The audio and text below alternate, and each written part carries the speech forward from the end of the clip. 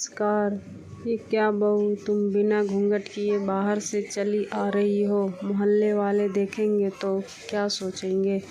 हमारी इज्जत का जरा भी ख्याल नहीं है तुम्हें। हमारे खानदान में बहुएं बिना घूंघट बाहर नहीं निकलती।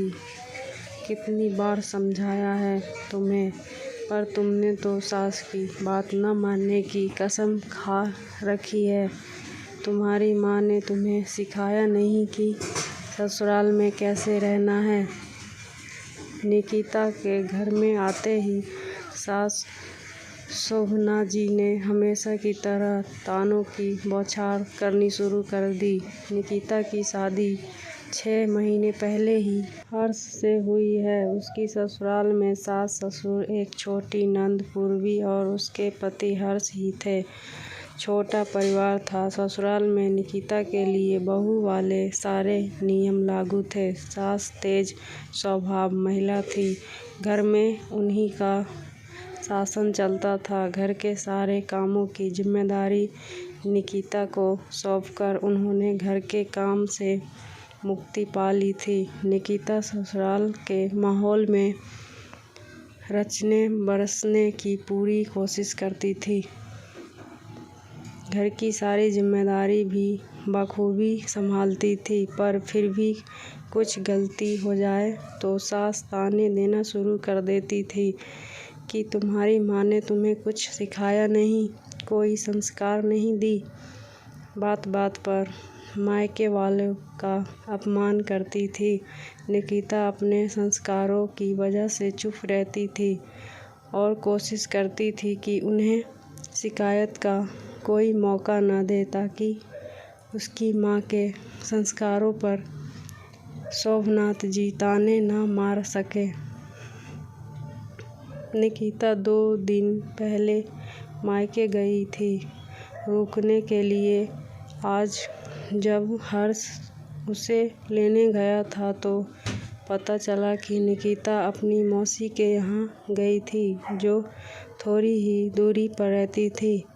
हर्ष वहीं पर रुक कर उसका इंतजार कर रहा था कि तभी शोभना जी का फोन आ गया।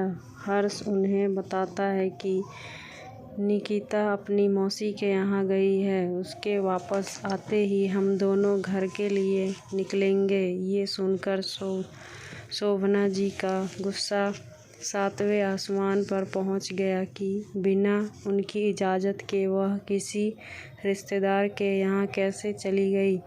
फ़ोन पर हर्ष से न जाने क्या बात हुई। हर्ष निकिता को लेने उसकी मौसी के घर पहुंच गया। वो बहुत गुस्से में था।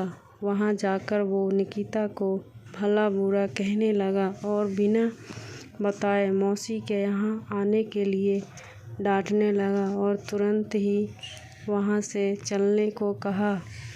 वहाँ उसको अचानक इस तरह आया देखकर सभी आश्चर्यचकित थे। सबने उसे समझाने की कोशिश की तो उनको भी अपशब्द कहने लगा। बेचारी निकिता के शर्म और अपमान के कारण आंसू नहीं रुक रहे थे। हर्ष उसे लेकर सीधे अपने घर आ गया था।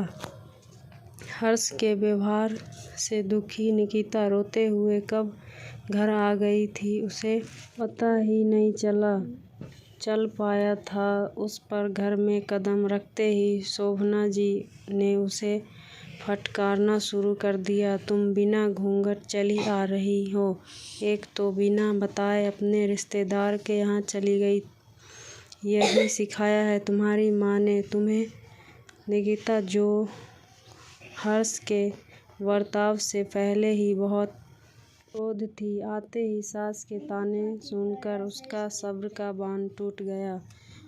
वह बड़ी निर्ममता के साथ बोली, मम्मी जी, मेरी माँ ने मुझे बहुत कुछ सिखाया है और ससुराल में कैसे रहना है आप सिखा ही रही हैं, पर मुझे लगता है कि कुछ संस्कार आपको अपने बेटे को भी देने चाहिए थे कि दामाद होकर ससुराल में किसी के यहाँ बिन बुलाए न पहुँच जाए और किसी का अपमान करने का अधिकार तो उन्हें बिल्कुल भी नहीं है। क्योंकि संस्कारों की ज़रूरत सिर्फ बहू को ही नहीं होती है। हर्ष ने निकिता से कहा, तुम माँ से बदतमीजी कर रही हो।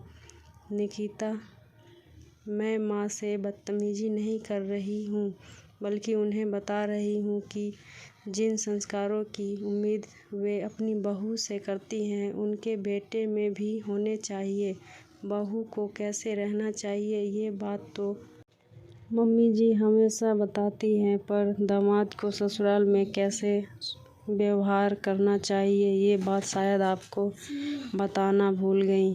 निकिता से ऐसे जवाब की दोनों को उम्मीद न थी। उसका जवाब सुन और उसका क्रोध देख दोनों ने शांत रहना ही उचित समझा।